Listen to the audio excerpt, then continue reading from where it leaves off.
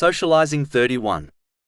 In a narration found in Imam Munzari's Awareness and Apprehension, number 28, the Holy Prophet Muhammad, peace and blessings be upon him, advised a characteristic which leads a Muslim to paradise, namely, keeping one's harm away from people.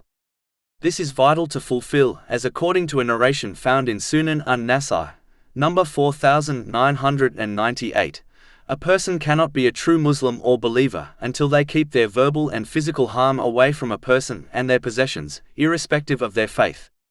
The one who mistreats others will find that justice will be established on Judgment Day.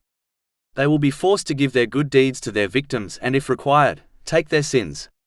This may cause them to be hurled into hell. This has been warned in a narration found in Sahih Muslim, number 6579. One must instead treat others how they wish people to treat them. This will ensure they not only keep their harm away from others, but also aid others according to their means, in order to please Allah, the Exalted.